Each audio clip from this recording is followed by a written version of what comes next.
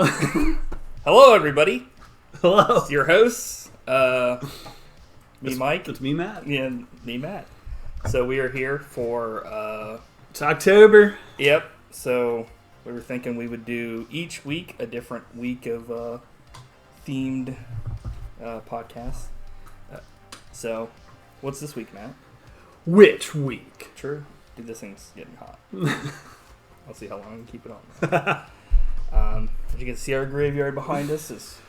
It's pretty spooky out there. I don't know. This is somebody that... I don't know. What's the story behind that guy? He's like, Mama. Help me. Okay. So let's just get into it, I guess.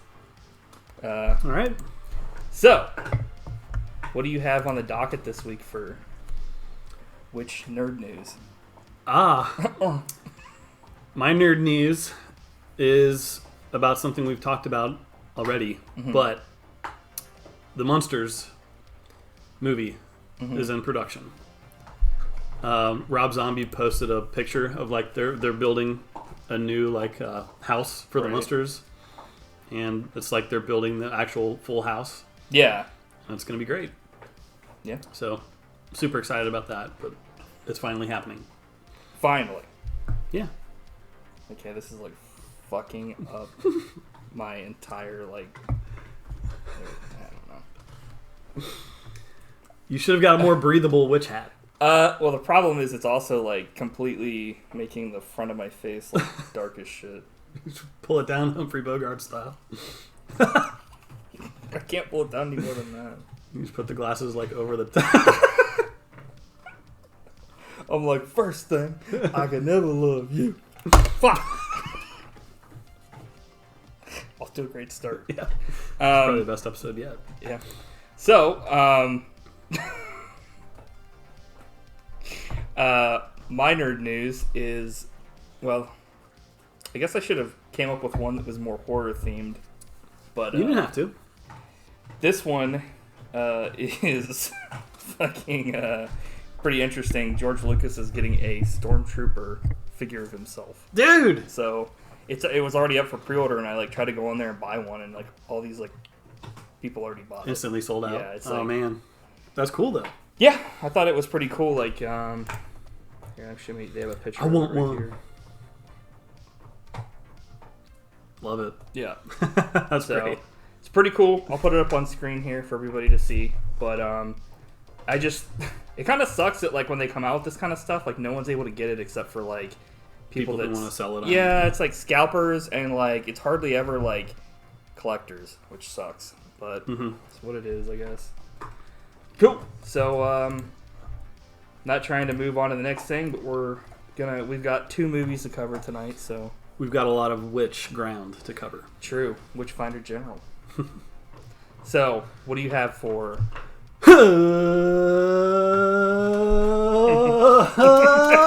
recommendation nation? So my recommendation nation this week is pretty lame because I think pretty much everyone already knows about it and it's been recommended. But I've started rewatching The Sopranos, and it's great. It still holds up. Get the fuck out of here! It's crazy because that show started in the 90s. And it ended in the 2000s. Oh.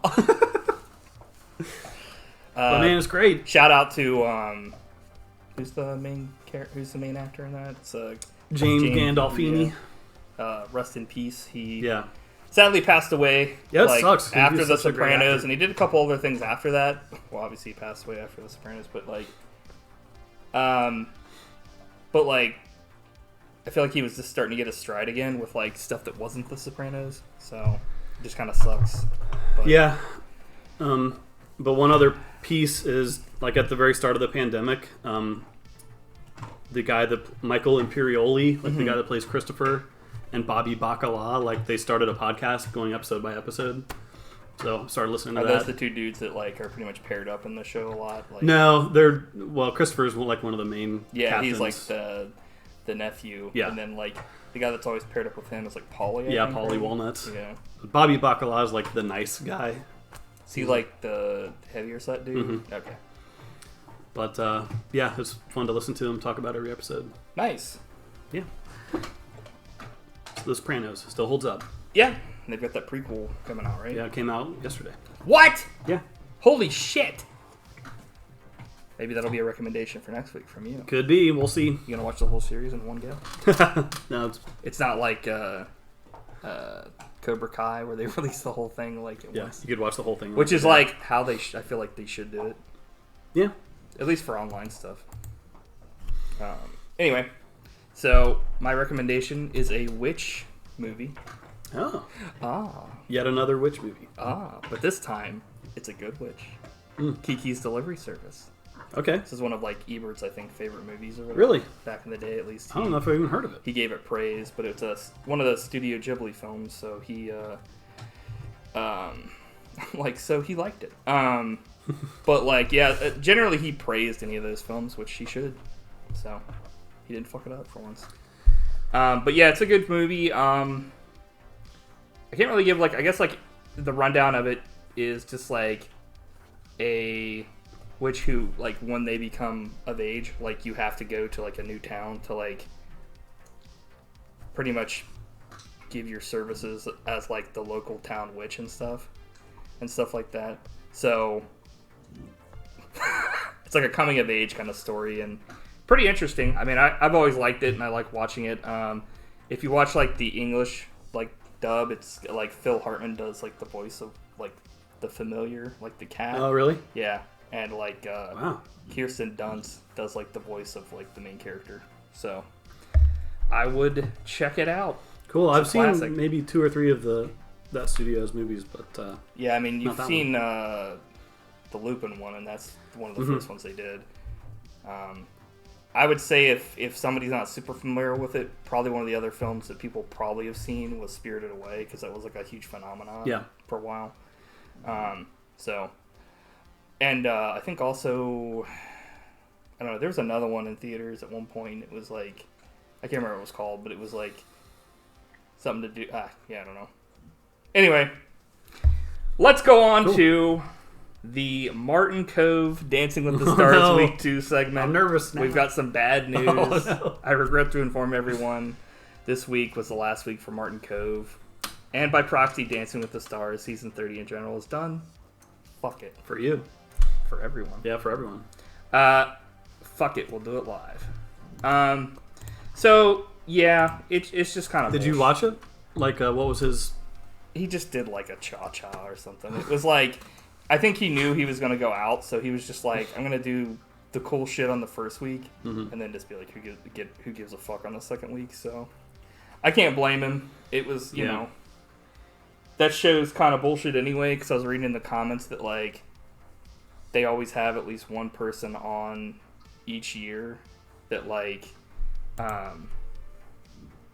is older. That's the main the first week kick out. So they're like a patsy. Kinda, yeah. A fall guy? Yeah. Dude, that... Because the first week you don't get kicked, nobody gets voted out. The second week is the first time somebody gets cut. So, the only reason I know that is because I read, all the comments and shit. Because I was weird. But he knew, I'm pretty sure he knew what it was and knew that he wasn't going to last long. But he didn't go out like a bitch. He was just fuck it. That's good. You went out like a bitch. Okay, so speaking of bitches... That's horrible. Or was it? Best segue ever. Murderers and thieves. Witches. So let's kick this off with an account of a real witch, man. Uh-oh. Reportedly. So let me tell you the tale of the Bell Witch. What do you know of that before? Actually, I've never heard of it. Okay. I'm already scared. Well, don't be. You're running from Masha, that's what I heard.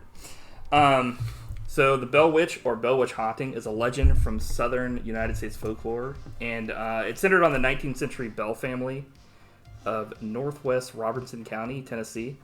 Former John Bell Sr. resided with his family along the Red River in an area currently near the town of Adams. No relation to the family. According to legend, from 1817 to 1821, his family in the local area came under attack by a mostly invisible entity that was able to speak, affect the physical environment, and shapeshift. Some accounts record the spirit also to have been clairvoyant and capable of crossing long distances with superhuman speed. Referring to John Bell Sr. as Old Jack, the witch claims she intended to kill him and signaled this intention through curses, threats, and afflictions. The story climaxes with the Bell patriarch being poisoned by the witch. Huh. So he, actually died. Wow. So it's like really at least for me, I think the biggest known actual account of a witch that was recorded as actually happening. So there's other ones I'm sure out there, but all the Salem witches that were killed were all real witches. I know. It was the original version of the thing. Die, motherfucker! Die. Well, spoilers for this episode, but to me, I don't believe in witches. To me, the witch is one of the scariest monsters. And I think that's why I really like both of these movies. Why is that a spoiler though? Because I'm sure we'll talk. Well, I don't know. I guess it's answer for your crimes. No, I'm it's a witch. It's a witch bitch. No, that's legit, man. Yeah. Let me tell you why. Go for it. A female villain is disturbing to me because men are all evil, and all the history's greatest monsters were all men, and women are the givers of life and the nurturers. So the thought of a woman being evil is scarier to me. Mm-hmm. So when in Lords of Salem, when an old woman is spitting in a baby's face, I'm this is strong stuff. That was man. One of the funniest things I've ever seen in my life. It's because that was the baby was a fucking fake. Yeah. Puppet. He was a fraud! It was a puppet. Well, no, the baby was a fake. Yeah. He fucking said one thing and did another. He was I'm voting for this person. And he's just vote for Witches caught him in the first act. It's all backwards. Let's vote that. He's so let's actually go ahead and segue that into our first film, Lords of Salem. All right. The Lords of Salem is a 2012 supernatural horror film written, produced, and directed by Robert Zombie. His actual name is Rob. It stars Sheri Moon Zombie, his wife, and apparently she's in all these films. Bruce Davison, Daniel Phillips, Ken Foree, Patricia Quinn, Dee Wallace, María Conchita Alonso, Judy Geeson, and Meg Foster.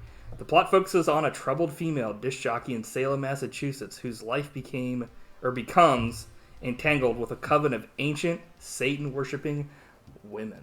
Mm. So, yeah, this movie came out, and yeah, I didn't actually ever see this film until there's actually this is out of the two films I've seen Blair Witch before, but Blair Witch, it's the second time I've seen it is for this, and I've never seen this film before. But I was actually informed by one of our listeners, or well, I guess watchers and listeners, but the buddy boy? Yeah, Ryan, that I guess there was a novel that came out the same time this debuted that Rob Zombie apparently said is it's different than the film, but it's supposed to be a companion piece to this. Oh, okay. So I tried finding information I'm sure there's a synopsis for it, but I searched for a while and all that kept coming up was a synopsis for the film, and I was so did nobody read this book? I didn't even know there was a book, but no, I didn't either. I'd be interested to track it down though. But apparently the reason why there even is a book is because I guess Rob Zombie was when I was a kid I really liked when they would do book the novelizations? Yeah, novelizations. Oh, yeah. So cool. he did that, and I was okay, that's legit. We've talked about that before, but I think because I used to read novelizations when I couldn't see the movie back in the day. And right. The one that I always remember is Superman 4. Mm-hmm. I read that and I was this movie is going to be the greatest. The book was so good and mind-blowing because it was written off of the original script. Right. Which was, had a lot more stuff in it. Right. Yeah, that apparently that still happens to this day with even the Star Wars films, these the books having better and more stuff explaining it, even going to the point of the newest Star Wars film like Rise of Skywalker, telling everybody that like Palpatine was actually a clone, when in the movie they never cover it, and apparently they shot that scene, but it was cut for time. Yeah, like one of the major. So you mean the book actually tells a complete story, right? Unlike the movie, which has tons of holes in it. But yeah, that's always, it's been going on forever. It's like, damn, dude. Because a lot of like even this film apparently like whether you like it or don't like it, like apparently it's suffered a lot in like with like the studio interference with like editing and stuff. Like there was a lot of stuff that like happened that was taken out of the movie that like Rob Zombie was like, what the fuck. So I think that's why it underperformed compared to a lot of his other films. Yeah, it kind of came and went and was not really talked about that much. Yeah. But but then it was talked about on this podcast. Yeah, we're going to bring back the resurgence. We're going to shit all over it. Are we? No, I don't know. Well, you tell me. What'd you think? I thought it was okay. All right. I've never seen Next, on the Blair Witch? Yeah. This is going to be the shortest one yet. This is the greatest elevator music I ever heard. I think it might be one that like will stick with you and you'll think about it over time. And, you know, maybe a year or two from now, want to see it again. At least that's how it was for me. Like, I saw it and I was like, well, it was okay. And then it stuck in the back of my head. And I think it's one of those. Yeah, like, coming off of just watching it, like, I could see that being the case, possibly. But at the moment, I don't really care to see it again ever. But I didn't necessarily hate it. I just found it to be kind of, I don't know, having, like, an issue with, like, how slow it was at times. It's a weird movie, man. And sometimes that's like for the best, and sometimes it's not. But I guess we should get into a more detailed explanation of why, how, when, where, and who. Who is the Lords of Salem? The film that gives plenty of opportunities, but doesn't answer how cold is a witch's head. I heard it was pretty cold. Yeah. So, but yeah, I wasn't exactly sure what to expect because, like, I wasn't a huge fan of, like, the Halloween remakes he did. Like, no. Me neither. And it's, like, his interpretation, and I'm sure some people like those, but, like, I was never a fan of how those went. And this really doesn't have to. Especially that first one, I hated it. Like, yeah, the second one I feel like was even worse because they turned, like, Dr. Loomis into this complete asshole. Like, he writes a book and gets like fame and fortune off of it, and it's like that's not the character really at all. Like, but it's an interpretation that was like Rob Zombie's idea, and I don't know. It's what it is. Yeah, we don't have to go into it any further than that. If you like it, you like it. If you don't, you fucking hate it. It's like you're not like just like it's okay. It's like you love it or you hate it. So yeah. The scariest thing about Michael Myers is like you don't understand why he's doing it, and that's the one thing that they honed in on the first one. It's like stupidest thing. Yeah. Well, they also did that in, like the fourth and like the fifth and sixth with like the Thorn cult and the Curse of Michael Myers and all that bullshit. It's like they should have just stupid. Yeah. Everybody like I think at the time everybody thought it was so stupid that they went like a certain way with it, but looking back it's like it would have been better to just have kept with the anthology thing. But that will be something for our third or actually fourth week. Is it? Slasher week. So Jonathan Hawthorne is like gargling glass in this fucking film. Oh yeah. Like his voice was like fucked. So that was an interesting thing. There's a bunch of old crones in this film. And they're like fucking fried egg on a nail. It's like full frontal. Like I'm pretty sure like some of these people were wearing. I don't know. That's the thing. Is like were these people like? I think a lot of these people were just like, fuck it, I'm getting paid, so I'm just gonna get naked. I think that's the case with Meg Foster. Like I'm sure they gave her like some makeup and stuff to make her look more cronish, but she's pretty much barren at all. Yeah, everybody's like completely naked in this film. Not everybody, but like when there's like. Yeah, I mean, there's tons of this is almost like a fucking, like, porno without, like, the sex. It's, like... It's pretty much nonstop nudity. Right. Which, like, to me, I guess that kind of can come with the horror genre, but at the same time, like, I feel like for good films, it kind of moves past that. But this isn't like done. I don't feel like exploitative. It's done like these witches want to get naked a lot for some reason, and it's desecrate their bodies, right?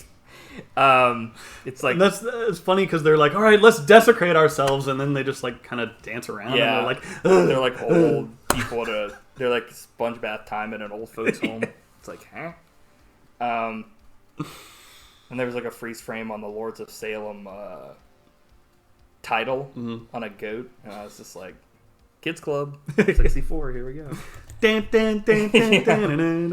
then after that, there's another scene with like kind of nudity where you get to see like Rob Zombie's wife's like butt. Just she's like I'm like, who? I'm sure there are people out there that sleep without putting any of their clothes on, but like also she's not like on a pillow. She's like, I'm the slacker sleeper. I'm like sleeping like diagonally with my feet towards the pillow, like off the bed somewhat. Who the fuck does that? But you find out maybe that's why, because I think she's got like an issue with like drugs in this film. I was gonna say that's why she's named Sheri Moon. I was like, what? And I was like, oh, sorry. That makes sense. Her whole name, Sheri Moon Zombie. So before she met him, her name was Sheri Moon, or like Sheri Moon something.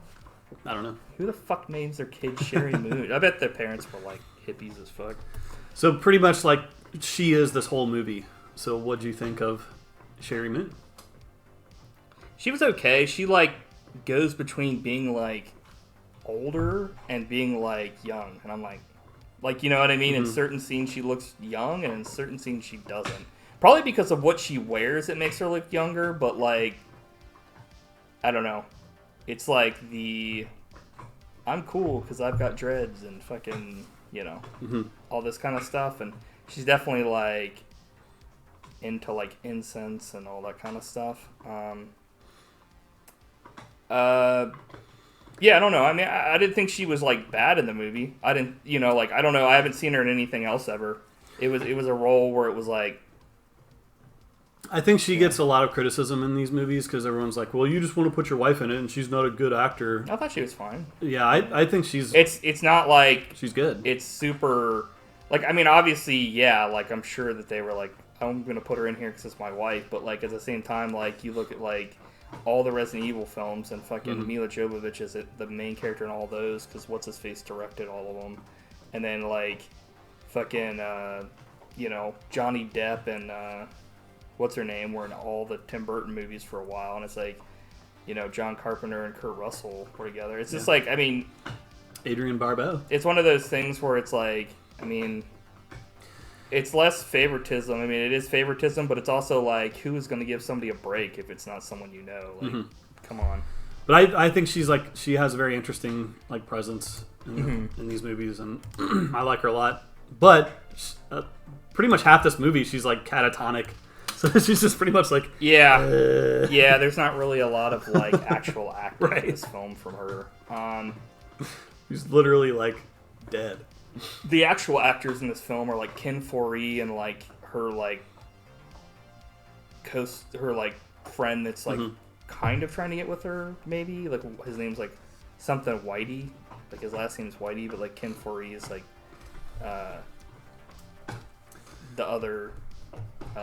dude that's making fun of his hairpiece. Yeah, but like one thing that kind of was a little weird, like she sleeps with like long socks on, and I was kind of like, to me that would be out of control because like if you ever sleep like with socks on, like your fucking legs hairs would be all fucked up. But if she's shaving and maybe that's not a thing, I don't know. Some people do that. I don't shave my legs. What? Anymore. Yeah, as Abraham Lincoln famously said, you have to let your feet breathe at night. Yeah. So if there's one piece of advice on this episode to Buddy Boy Nation, take your socks off. And don't get shot in the back of the head in the fucking fourth grade. So, yeah.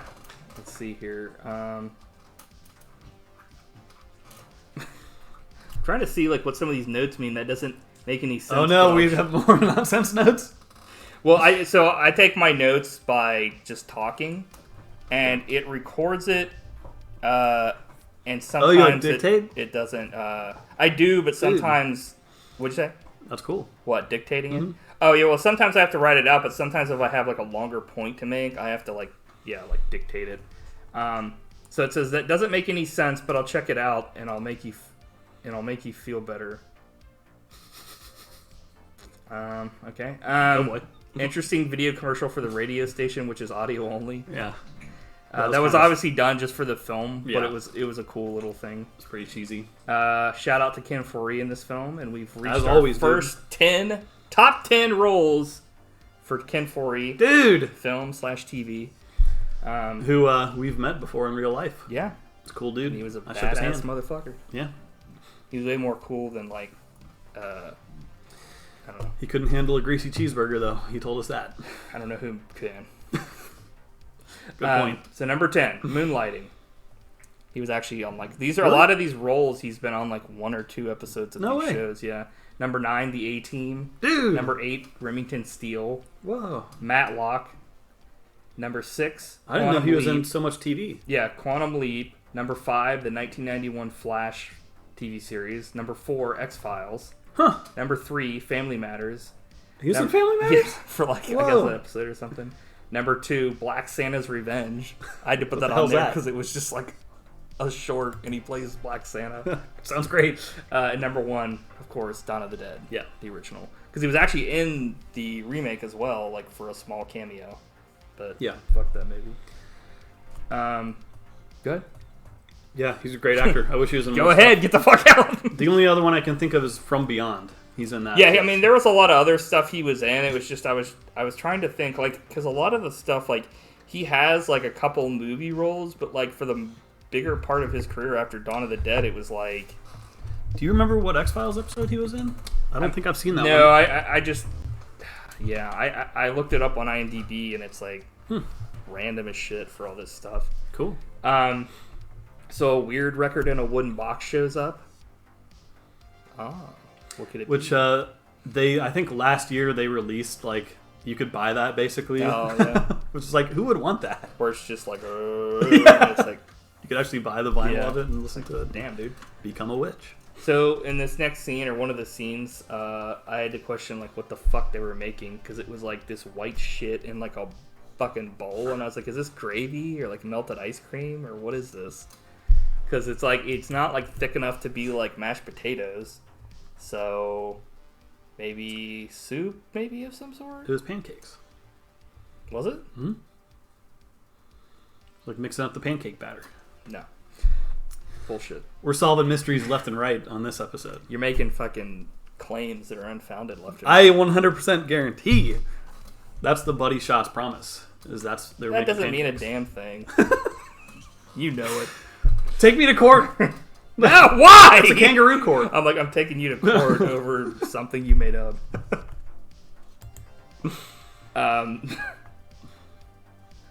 So we're on to the baby where they cut out the baby, lick the stuff off of it, and then she starts cutting a promo on the fucking baby. Yeah. It's like this fake ass baby looks like an alien. It's like, what is this shit right now? And then she, like her fucking her like catchphrase is "You're such a perv." I was like, okay. You are such a perv. Like, if you actually listen to that radio show, it would be like the worst. It's also like apparently like pretty popular because there's like stickers all over the place and like they're like the most popular. You yeah, know, it's like a morning zoo or like type right. Deal. Although it's at night. It's like back when everybody used to like listen to Bob and Tom or right. whatever. Witch trap is nothing but a state of mind. I was like, what? Like there was a part where they said that, and I was like, huh. Like the one crazy guy that is there, like that shows up. Record starts playing, and it shows all these women like standing motionless. They're like hypnotized by the sound of the record of the music, essentially.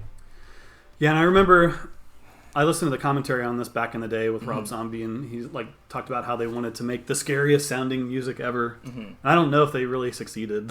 What did you think of the actual like? Because the music plays a big part in this movie. Right. And it's just like kind of weird sounding. Yeah. It's just guttural, like kind of droning. No singing. It's just like drums, like other shit and stuff, and it's interesting. It's just one of those things where it's like, I guess in any movie, they focus that's like what the sound is, and it's like anything where it's like if you see something or hear something, and obviously, you're never gonna have an issue with it in person, like IRL. So it's kind of like, I don't know, like it kind of takes away from it because it's not like possible for anybody actually watching or listening to this to actually be hypnotized, or like if you hear this, it's gonna kill you. You know what I mean? Yeah. So like, Dr. Francis is wondering about like the music that was played, and he kind of becomes like the person that tries to figure out the mystery in this film. So then there's like a scene where she goes into her apartment and there's like randomly an old witch in the corner of her kitchen, and I was like, holy shit, that was like, it's probably like one of the only times in this film that it was actually kind of like, that's scary. The way to do a jump scare. Yeah. It's like not in your face, and some people may not even notice it. It's just like in the corner there's a freaking witch. Yeah, it's mainly like the music what sets it off because of the way it is, and you're like, oh, okay, there's just someone in the corner. Yeah, that's one of the scariest. Like naked. Yeah. But yeah, Dee Wallace is in this film, and call back to our very first Buddy Shots podcast, The Howling. Yeah. So in this one, she doesn't get cheated on by her fucking husband. I especially like her in this because she's like the chipper witch. Yeah. She's great in this. Like, it's kind of like the witches in this are like almost like the different witches from like Hocus Pocus or like Sabrina. It's like there's a different kind. They each have different personalities. Right. It's like, but like at first you don't know that that's who they are. They're just like possibly friends of the landlady. There's like she keeps watching films, and in one of them she's watching this random noir film with a guy with a mask on. Yeah. And I was like, I kind of want to watch that instead of this film. Because it looked kind of interesting. But, yeah, it did. Yeah, I was scared by a fridge. That's a note. I think it was just like they did kind of a jump scare, but not really. It was like more audio. I think he kind of ripped that off from The Shining, because they kind of did the same thing where it's like, Tuesday! Yeah. Like, it's exactly like The Shining. Yeah. And I think, like, you could tell he was trying to make, like, a Kubrick movie, kind of, especially towards the end. Right. Let's see. Yeah, so this is like a thing that happens in this film a lot, that like either you like it or you don't like it, where it's kind of like, is this actually happening or not? So there's like a scene where like she goes to the end of the hallway when like it's like the end of the hallway, there's like 5 apartment door, and she like worships this cross, and a random Sasquatch does a thing in the background. That's the point of the movie when I was like, okay, I'm in. Like, this is... wasn't expecting that. To me, it starts to get old after a while. And I could see that. It starts to really ruin the film, I feel like, to a degree, because there's only so many times you can have somebody like have a thing where they're having a dream before it's like, okay, so like none of this is real, or like what's real, like, you know, because even the stuff that happens, and we'll get into it like later on in the film, it's like, was that even real? Like what, you know? And it's like, we'll get into it. No, I hear what you're saying, and I agree with you. Like, I normally don't like that in movies either. It's just like, it gets old, like you said. But for me, like, the images that we're seeing are like so weird and interesting in this. I'm like, it overrides like, you know, that criticism for me. Like, I could watch that monster dude for like a whole movie. That's the problem. The movie wasn't about like anything interesting. The like Sasquatch. That. Yeah. Ball and chain in the hallway. Wait, ball and chain in the hallway in her flippin' birthday suit. I'm looking at eggs on a nail. Oh yeah, it's when the old lady showed up and she was naked. Meg Foster from They Live. Yep. she goes into a church and the priest starts making her give him a blowjob, and he's going to like completion. He's like, blah! He like vomits up this black stuff, and I started cracking up. It was like the funniest thing ever because it was like I think it was supposed to be like scary, but it wasn't. It was almost like a Tim and Eric. Yeah, the way he did it, he was like, bah, bah, and I was like, what? And then like he had like an upside down cross on his head, and once again it was another dream. Yeah, I feel like these first couple ones it's fine, but then it starts to get. I mean, that's point pretty much the whole movie is. Yeah. Fuck. Yeah. Person walking a goat with no face, like they have no face. Yeah, like he has a bag for a face. Right. Yeah. I was like, okay, interesting. Old lady's burning alive. I'm like, what's with all the yelling? They're like, ah, because they like cut back to like I guess like a flashback that no one would ever remember because all those people were dead. But it's like the witches being burned alive by Hawthorne. He's like, you motherfuckers are charged with being naked and old. You're going to hell. And they're like, woo. And they're being fucking like burned alive. And they're being roasted. Yeah. Like I made a note of that, like because that's probably like the most horrific roasting I've ever seen in a movie, and like it made me think that'd probably be one of the worst ways to go. Yeah, I think burning alive is probably like one of the worst like, ways. Dude, it doesn't get much worse than that. Yeah. And then they put like a lucha mask on her. And I was like, what? She's like, eee. I'm like, what the fuck? They find out the Lords, which they're called the Lords, but like this one dude, like the main, like the guy's trying to figure everything out, like is like, oh, the Lords of, or like, I think it's actually Whitey that first says like the Lords of Salem, since they're just called the Lords. The LP is the exact same as the last musical notes in like the Hawthorne Diary, which they never kind of really explain why he wrote that down. But open wide the gates of hell. I was like, huh. And then there's a part where like essentially the one guy that's trying to figure all this stuff out goes to see an author pertaining to this kind of stuff. And like the two authors part is probably like the most entertaining part of the film to me. Yeah, because he's trying to solve a mystery basically. Right. Yeah. And then like Jeff Daniel Phillips, who plays Herman Whitey, he looks like David Grohl to a degree in this film. He's got like, I can see that. Yeah, like a huge beard and white teeth. Yeah. Huge beard and white teeth. Yep. Hey, what's up? We got Globs of Fun and DeLunkin here saying hello. Hello! For our fucking Witch Week. The way you said that on the thing, I wish you were like Witch Week. Week. You're like, I wish I could. What was it? You were like, you wish you could like pitch down the things. You were like, Witch Week. Witch Week. Witch Week. So like, then she's like coughing up blood, and the dude calls like 911, and then like the faceless guys show up again and like touch him, and his eyes go like Kane style, and then he pulls like a fucking worm out of her stomach like Stargate SG-1 style. There's some gross stuff in this movie. I do allow it. Oh shit! Whoops! I accidentally timed him out for a minute. That's what you get. Sorry about that. I didn't mean to time you out. I'm like, I did. You've been timed Sit out in the for corner. saying, fuck you, Jeremy. I'm like, time's up. Time out. Time out.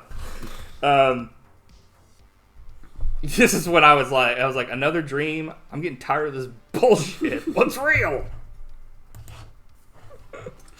Oh man. So she goes to a skull door, and like looks through like pays for crack. I'm like, Jesus, because like the next scene she's like fucking putting it in a crack pipe and like smoking it. Which probably goes along with like maybe all the things she's saying, but at the same time, actual supernatural shit we're led to believe happens in this film. So yeah, I think that's the message of the movie: is like if you smoke crack, like you're whack. A Sasquatch will murder you. Except for he doesn't. It just stands in the background and goes like, I'm like, huh? Which he doesn't even acknowledge, so it's like, what? Shocking. Heidi is the descendant of Hawthorne. I'm like, okay. I didn't see that one coming. Yeah, I was like, okay. This part was like, he's like, and you're the Reverend Jonathan Hawthorne. Fuck me! Like I know. And I was like, what? Like, her name is Hawthorne. Like, you're that shocked? Yeah, he was like flipping his shit. I was like, dude, yeah. Are you a fucking dragon lord? He's like looking through all the Hawthorns and it's like, yeah! I was like, would you be that surprised? I'd like to hear on Blair Witch. Oh, we haven't talked about Blair Witch yet. That's next. Are you the fucking dragon lord? Satan? Mini-me? They take her to room number 5, number 9, and now it's like a huge building, like cathedral thing, and she's wearing this freaking makeup, like on the front of the fucking DVD. It's a unique look. Yeah. And like that building is sweet looking. At the top of the stairs, there's like this little mini-me demon with its like arms stretched out T-posing, and then, like, she like holds its fucking tentacles. And I'm like, what is going on right now? I love I haven't seen that in a movie before. I just don't. Random tentacles. I can't give any kind of like, I guess like praise to anybody that does that just for the sake of doing it, because anybody could make that up and do it. But Rob Zombie did. Sadly, but for no reason. That's the thing. Is like, the little baby demons. Like, I'm sitting next to you in the room. He's like sitting next to her in her, or like standing next to her in her, like when she's. So it's like, it was real, but it probably wasn't. It's like, so like the professor goes to like see her, and like he gets killed. He just gets knocked the fuck out, and then they like beat him to death. But like they start beating him to death, but they're like hitting him somewhere other than his face, and he's like bleeding. But like when they show the next scene, he's like just a body, and they have like a sheet over his head, and it's got blood all over it, and like there's blood. So it's like they did beat him in his head. I thought maybe they were hitting him in his leg or his cock or something, but it was like maybe it was just shot horribly or something, because he kept being like, ah, but it was like, they're hitting you in the head, like you'd be fucking out. So they get to the show, and the old lady like shows up and starts playing the music, and everyone's taking their fucking clothes off. And a bunch of like older ladies naked walking down a hallway, and like some faceless person is in the middle. I was like, okay, these are actual people naked. Yeah. And then like, she gives birth to this like starfish demon monster. It's like a Cthulhu. Yeah, I was like, and then like there's actually like one cool shot here, like kind of towards the end, where like she's standing on top of all the people that like came to see this show that are dead, like the ladies, and she's like the Statue of Liberty, like. Dude, that's amazing. Like, basically, that's the end of the movie. She basically turns into like a female Jesus. Yeah. It's like the coolest looking thing I've ever seen in a movie. I wouldn't go that far. Okay, one of the coolest. But it was really cool looking. Yeah, it's like, dude, this is why I love movies. It's like, I don't know. Crazy. For me, I don't know if it was worth having to sit through all this other bullshit to get to it. I liked the movie to a degree. It was just, let's just keep going here, and then we can talk about it more. The dead bodies of 32 women of historical society that were the descendants were killed. Society members were all descendants of the original inhabitants of Salem. Like, who the fuck would have time to look up that bullshit for, like the next thing on a newscast? Like, they would not know that. That newscast was unnecessary. It should have just ended with that last shot. I feel like that was something that was maybe, like, tacked on after the fact for, like, the studio to, like... Because it felt so out of place because the rest of the movie, like, was so... made no fucking sense. Yeah. That, like... I hate I think they were newscasts trying to do that. I think the studio was like, we can't release this fucking movie because, like, no one's going to... Yeah, it makes no sense. So, like, have something that's kind of grounded that'll be, like, 32 women were, like, killed and Heidi is missing... like Hawthorne or whatever. So it's like, okay, so all that shit did happen, but like it couldn't have because she kept waking up. Like, I don't know. To me, it was like just some way to try to justify the rest of the film, and I was like the studio. Yeah. So I guess a couple notes here I have after the fact is like, I think we talked about that already. Like I have and never have been a fan of like major portions of a film being left up for interpretation when it comes to like dream sequences like that. It depends. Like the imagery was like interesting, but like I think he was going for like the whole end of 2001 type situation where just like a bunch of weird stuff happens and he's like, you figure it out, man. 2001 and fucking this movie on the same level. That's not what I said. I said that's what he was going for. Exactly the same film. Yeah, I don't know. I feel like I don't want to like crap on it too hard because I thought it was a perfectly okay film. There was a couple times when it was like scary, but overall it was just kind of like it wasn't like super boring, but it also wasn't like, you know, it wasn't like a fucking rock a minute film.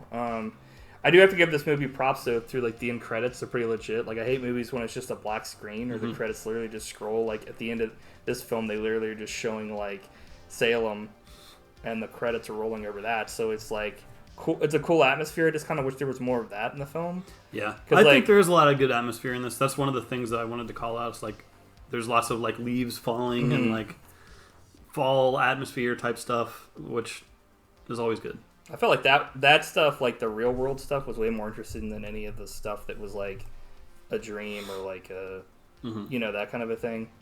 I think if maybe it happened like once or twice, and I probably would have been more forgiving of it. Honestly, it just felt like after a certain point, it was like happening so often. So what do you think? Any last words on this film? No, I think we covered it. This is of all the Rob Zombie movies, it's my favorite. So yeah, it is definitely a film he directed. Anchor Bay Films put this out with Alliance Films. So Anchor Bay is not really a thing anymore. Like they kind of got taken over by like Shout Factory took over what they do. I think Anchor Bay still comes out with stuff, but like remember because they used to be the people who would definitely do like they did all like the Day of the Dead stuff and Dawn of the Dead, but then like I think Shout Factory and Scream Factory kind of became the new like let's take these older films and like bring out awesome versions of them. Yeah. So I couldn't have said it better myself. So now let's talk about the Blair Witch Project. This is a film that we both have history with. Yeah. We weren't in the film, sadly. But, or were we? But I remember watching this film back in the day, high school. So yeah, I didn't. We're renting it on VHS. Yeah, I didn't see it in theaters, but I think we saw it at my place. Did you? Yep. I think like I was talking to Nate and I was trying to be like, yeah, we saw this at my house, right? And he's like, no, I saw it in theaters. So I think maybe I think what happened was I didn't see it in theaters, and then like you probably came over and we watched it in my basement, like with on VHS or whatever. Yeah, I saw it opening weekend with my dad and John Mark, and it blew my mind.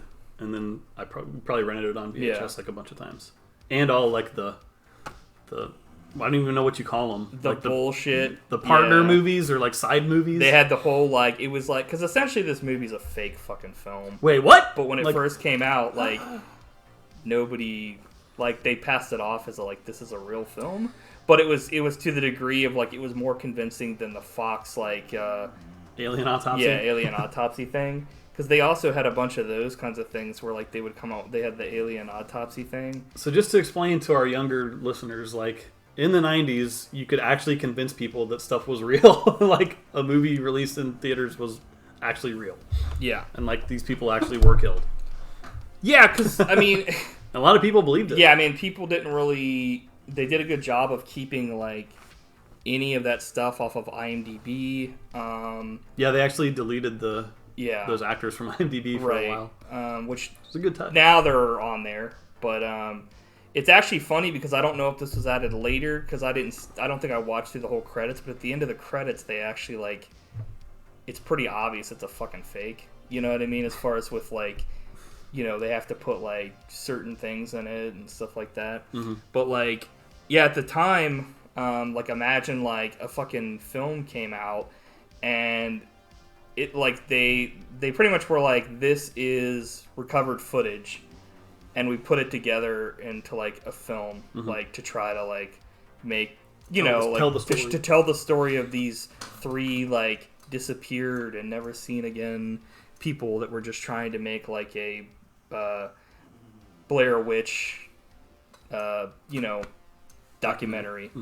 So I guess we'll just get into it. But like the Blair Witch Project it came out in 1999, and it's a supernatural horror film written, directed, and edited by Daniel Myrick.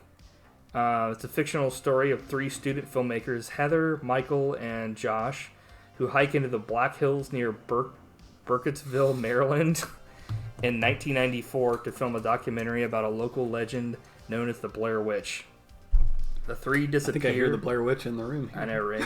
Gloria's like awake but snoring somehow. The 3 disappear, but their equipment and footage are discovered a year later. The purposely recovered footage, in quotations, in the film, or is the film the viewer sees.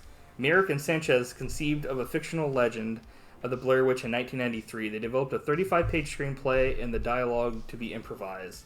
A casting call was put out in Backstage magazine to prepare the directors. Donahue, Williams, and Leonard were cast. The film entered production in 1997 with the principal photography taking place in Maryland for in over 8 days. So they shot it pretty quick. About 20 hours of footage was shot, which was edited down to 82 minutes. Shot on an original budget of between $35,000 and $60,000. The film had a final cost of $200,000 after the post-production edits, but this movie made like a shit ton of fucking money. Yeah, it set the record for the time of like the highest like margin of. Yeah. Because essentially this is like one of our high school fucking movies, like that we just fucked around and made. Yeah, and then if made like $100 million. And then if we put it in theaters, we would have made $1 billion. Like they essentially made free money. But the found footage genre is like a subgenre in which all or the substantial part of the work is presented as if it was like discovered film or video recordings. Jesus! So the most common use of the technique is in horror films. So like Cannibal Holocaust, the Blair Witch Project, stuff like that, where the footage is purported to be the only surviving record of the events, with the participants now missing or dead. So I guess we've got a top 10 found footage movies besides Blair Witch. So number 10 is Cannibal Holocaust. I think that's probably like one of the very first and for a while there, it was like hard to even get a copy of this film because it was like everybody like they thought it was real. So like when stuff was happening, they were like, "Holy shit!" But like there are things I think that do happen in that are real. Like I think they actually kill animals. In that film and shit. I've always wanted to see that movie, but I can't because they actually. It was like I'm not going to watch animals being tortured. But it's like all those films back in the day sadly did that. There was no fucking especially if they were like bugs, they would just like rip them apart. Yeah. Paranormal Activity, recorded or rec, I guess is VHS, Lake Mungo, The Last Broadcast, The Sacrament, Willow Creek, which I've never seen that, but I'd be interested to see it. That is a future episode. Cloverfield, and my personal favorite, Troll Hunter. Nice. Willow Creek is like made for you. Yeah, it looked really. I read into it because I was like, what the fuck? But like Bobcat Goldthwait was involved with this film. You directed it, and I was like, what? No fucking way. Yeah, but way. That's great. And spoiler, Jesus. And it's like that's the end of the podcast. It's barely over an hour long. It's like 65 minutes long. I'm like, dude, that is made for me because I can't stand sitting around watching a movie. Well, that's not true. I like watching movies. I just don't like my time to be wasted. Yeah. In October of 1994, 3 film students disappeared in the woods near Burkittsville, Maryland, while shooting a documentary. A year later, their footage was found. So So we watched the movie back in the day, and I never thought of this before, but I'm pretty sure, like, after a year in the outdoors, like, the film or VHS would be ruined due to exposure. Possibly, because the cameras that, like, are dropped in a house at the end. But, I don't know, it could have survived, because, like, I looked this up, and, so, like, the color footage is on VHS, and the, like, black and white film is, like, real. It's, like, CP16 stands for film and hot. It's, like, CP16, which is, like, the film reel, and then, like, the video camera is high 8. And, so there actually have been a lot of cases, at least where VHSs and other film, like, if it was underwater, it was, like, recovered. Oh, and really? Able to be, like, salvaged. So it's not out of the realm of possibilities. It just depends, I guess, on how hot things got, because I think that's the biggest issue. So this is very much like an American movie, and, like, Clerk style. I'm gonna have to put her up. Go on. Clerk style, with, like, the black and white. This is obviously, like, after Clerks, but, like, I'm not sure when American Movie came out, like, the thing where the dude's, like, making a movie and stuff, and he's documenting the process. Coven. Yeah. I think it was 99, same year. Yeah. But I'm pretty sure that was into production way longer than this was, like, way before this. But it's cheaper, like... Yeah. Alright. Are you gonna this is have the part of the podcast where Gloria goes in the bedroom. Okay, well, I'm gonna just sit here and I'm gonna entertain everybody for a second while you do that. So, we'd like to thank everybody for coming by for this Witch Week. We are next week going to be talking about Ghosts. Is next week Ghosts? Maybe it's not Ghosts. Let me just check and see here. I made this fucking thing up and I can't even remember what the hell I'm doing. I think, honestly, it is Creature Week. It is... Next week is Creature Week. So the Creature Walks Among Us, the last Creature from the Black Lagoon film, and Ernest Creature Week. Ernest Scared Stupid. So, where were we again? Oh, yeah, okay, so, this is shot in a paranormal documentary style. And it's funny because they actually said that, like, that, like, they, back in the day, they were more entertained from, like, paranormal documentaries and, like, not horrified, but, like, scared from watching those than horror films. And I'm like, I have to agree. I mean, I don't know if I've ever really watched a horror film and been truly scared. Like, this one, for me. This never scared me, honestly. Oh, really? Yeah. This one, like sent chills through my spine. I know a lot of people got scared by it, but I never really was one of the people. Like, And for me, like, the fact that they showed nothing of the Blair Witch, like, lets my imagination run wild, and, like, it would keep me up at night back then. Mm-hmm. Like, it was freaking out. there was probably maybe things that I thought about and stuff because I thought it was real and stuff, and I was like, holy shit. But then I think it was pretty soon discovered it wasn't real, so then it was like, okay. Yeah.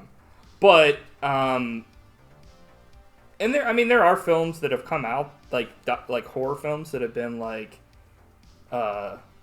scary and stuff like that, but, like... Yeah, but I agree, like, some of those Unsolved Mysteries episodes and, like, stuff like that is bone-chilling. Bone-chilling. Oh!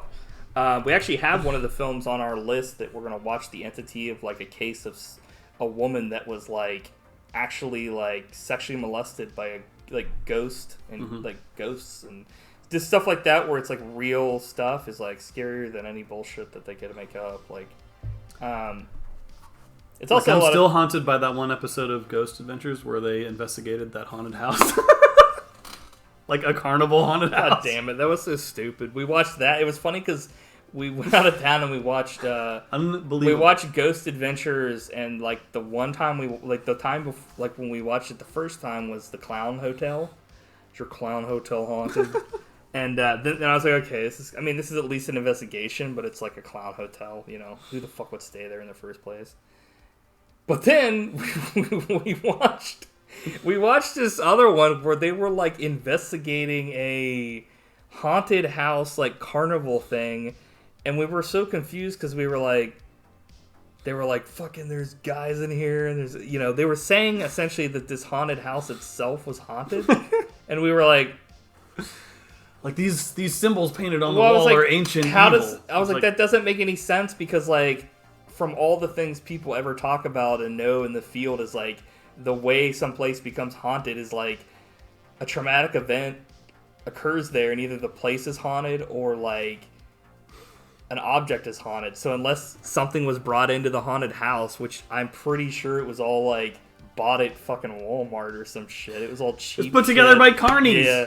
So like I was like circus folk. No fucking unless some like there was a mass murder inside the haunted house. Smelled like cabbage. I was like, huh? Yeah, it was funny as fuck. We were cracking up. So I have a note here early on that I had to kind of like walk back on, but it says pretty authentic actors for the most part so far. Oh, I think the acting in this movie is great. I know there are parts in this that it's like the worst shit I've ever seen. Heather gets derided a lot, and like even at the time, like this movie was endlessly spoofed and stuff like that. But I like her in this movie. I like all of them. Some of it's like most of it's really good, but towards the end it gets to be pretty fake, depending. But I only have a couple times when I'll call it out. I'm calling it out. So this is like I said before, this is like my first time seeing this since like we rented it and watched it in high school. I liked this film back in the day, but I never had a reason to ever watch it again. Like I felt it was kind of slow.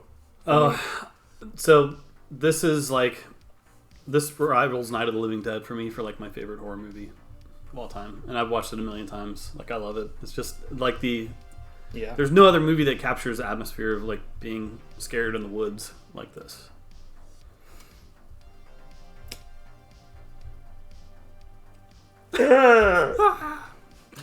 Well, more power to you. And I've actually been to Burkittsville.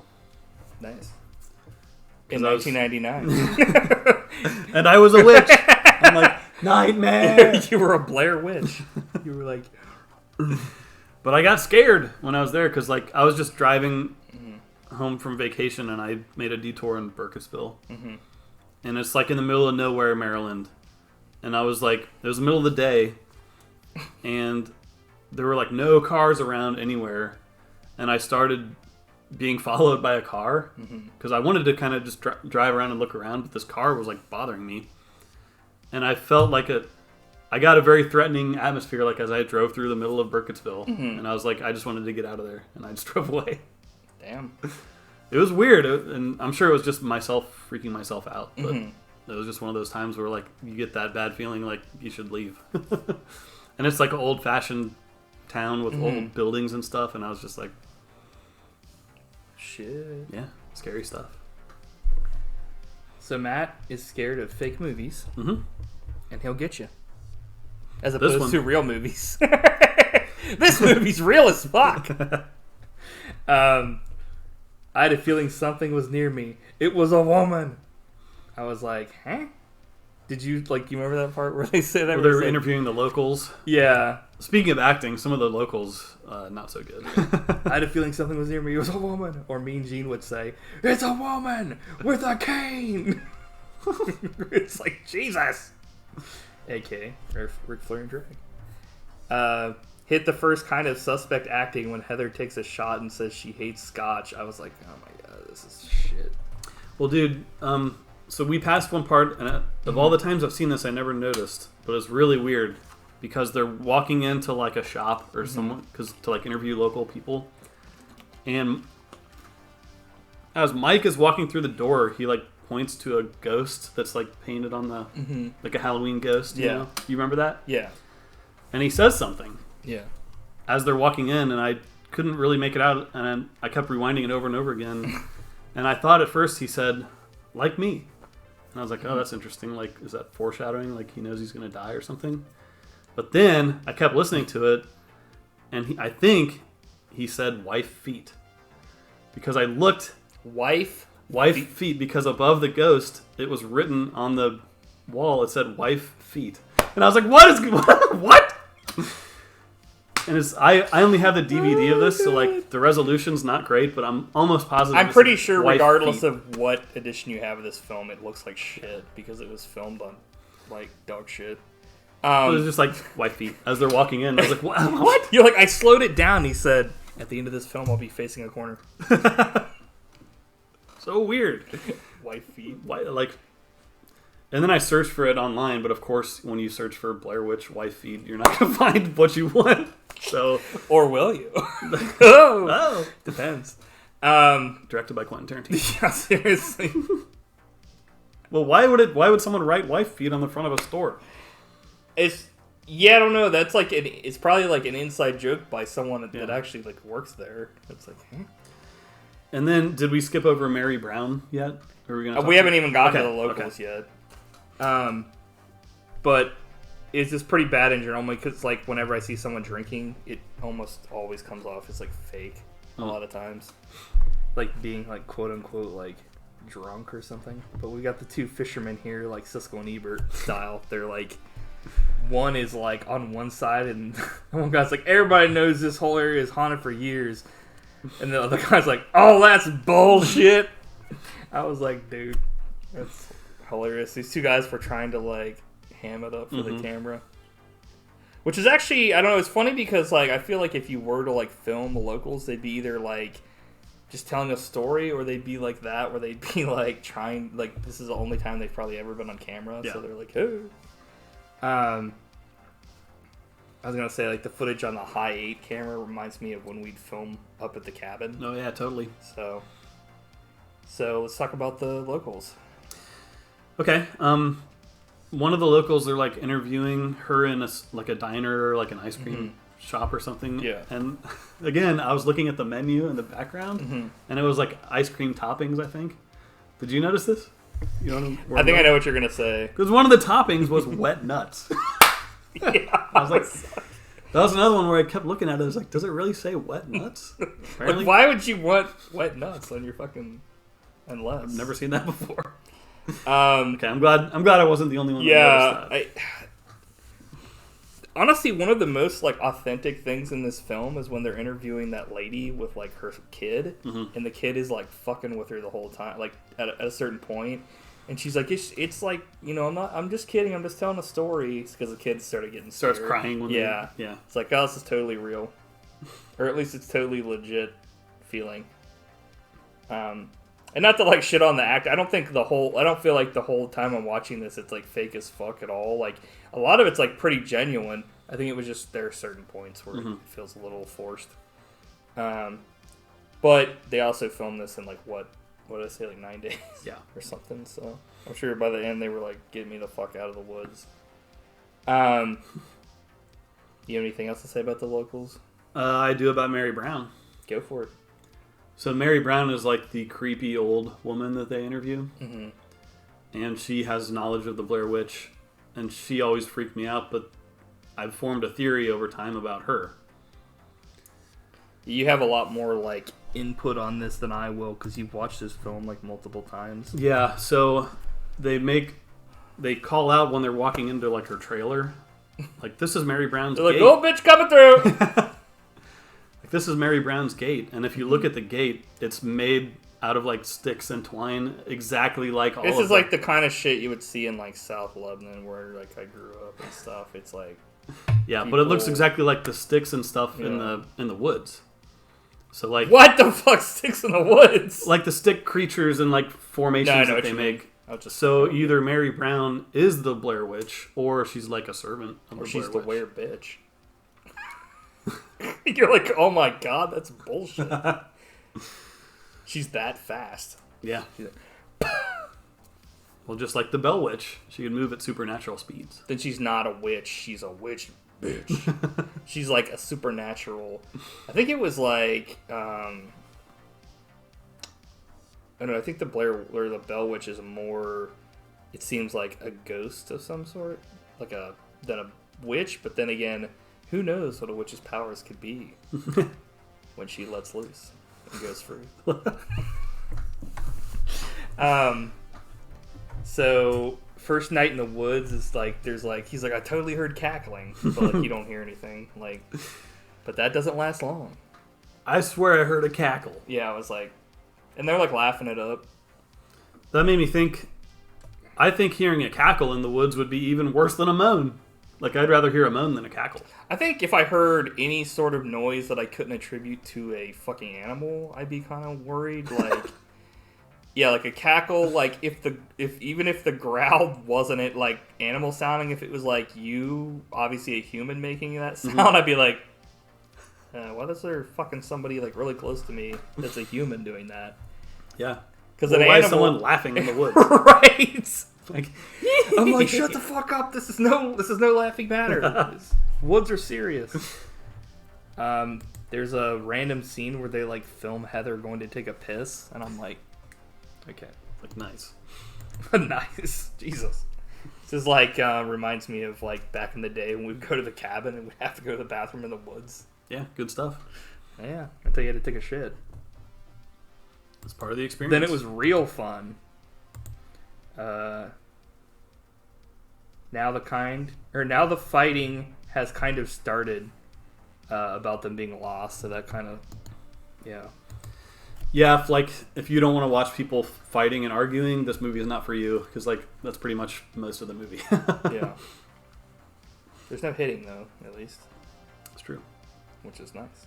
Yeah. No hitting. I wouldn't want to see hitting in my witch movie. Yeah. I would want to see somebody hit a woman. Because there's one woman and two dudes. Yeah. And that spells disaster for you, Samoa Joe. I don't know where you gotta film everything. I don't know why you gotta film everything. Because I'm making a documentary. Not about us getting lost, about the witch. I got a camera. I'm like, I mean, Mike's got a point. Like, she's filming for no fucking reason. That's all she has left. That early in the fucking movie. It's like, fuck off. Pile of Rocks. It's like an Indian burial ground, they say. I'm like, okay. Native American burial ground. But... they're cooking Vienna sausages, and I'm like, who cooks Vienna sausages how the and not hot fuck dogs? do you even do that? They're like tiny as shit. Yeah. Maybe you want to try it, though. Good luck finding a stick to go through a Vienna sausage. It'd like fall apart. Like a pine needle. It made me want to try it, though. Well, get to it. All right. Matt will be right back. He's going to go cook us some fucking Veenie Weenies. But that like Indian burial ground scene is really cool because it kind of captures how fast it gets dark in the woods, and like you got to get your stuff ready. Well, as people that have been watching the podcast know, like over the course of like us just doing this podcast, I mean, it was light out. It wasn't as light. Well, I was about to say it's not as light as it is now. That's impossible. It was not as light as it normally would be because it's cloudy. But yeah, I mean, we've been doing this for what, an hour and 15 minutes, and just in that time, it's like if we were out camping, the time to have started making camp and doing a fire was an hour ago, not now. Right, you run out of time quick. Yeah. I just love how this movie captures that. I guess I do agree with that because it reminds me, like, I have, regardless of like how boring I feel like some of this could be for watching it for me, like personally to a degree, and not like boring, like they do the same shit over and over again, but like just kind of like I think I've seen it before, so I know it's gonna happen. But like more so, like I have the attachment to it because it reminds me of when we would go out and camp, and except for like we were never prepared, just like this film. Yeah, which when we got attacked by witches every night. I was like, ah! And they were like fucking on brooms around me. But no, that's why I love this movie, because like I love being in the woods, and like I like being in the woods, but I would never be in the woods if I wasn't prepared at my age now. It's like, dude, when I was younger, it sucked, but whatever. But now it's like I'm smart enough to be like, we need to have a shit ton of food. We need to have like a way to wipe our asses and shit like that. Like, you know what I mean? Like leaves. Just all kinds of bullshit. Anyway, and something to sleep on. Yeah, so we're at the part where it's night and like sticks and branches are like crackling out because like there's obviously other people out in the woods. The sound in this movie is amazing. Yeah, they do a good job. It's it's what really would happen. Is this real? They just film. It's like Yeah. if we filmed something in the cabin with a VHS Which camera, we've done before. it would sound exactly like this. Which I'd like to see that stuff again. I don't know who's got any of that shit, but I don't. But that's one thing that I wanted to do this podcast just to find out if you specifically had it, Matt. like you got me. So what were we gonna say? That's one thing that the Blair Witch, like the most recent one that came out, totally failed at because everything was like so phony and fake. I didn't even watch it because I was, it was like, bad, man. who the fuck would really want to bad. watch another Blair Witch movie? The first one was completely fine. Like, there's no reason to make it again. Because the whole reason the Blair Witch was even popular is because people thought it was real. Yeah. Who gives a fuck to watch a movie that they, you know, like I don't know what was worse, that one or the sequel, Book of Shadows. Did you ever see that? No, dude? Fuck that. I was so pumped for that because I was like, Blair Witch was one of my favorite movies. This is going to be even better. And it was like, wait a minute.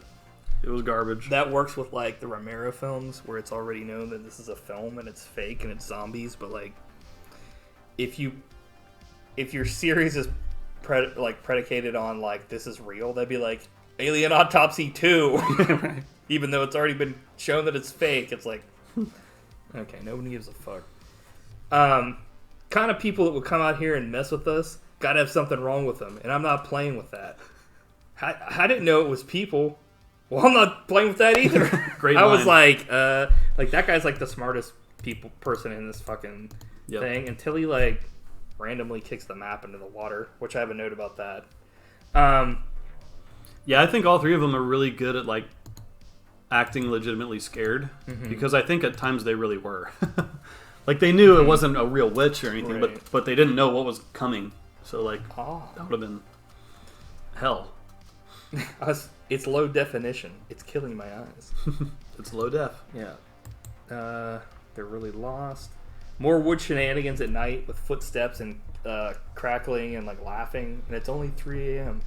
Bullshit. I was like, when I first heard the sound of like kids playing, that part was probably like the word, like the scariest part of the whole that film, like honestly. turned my blood into ice. Matt's dead. Literally. You died that day.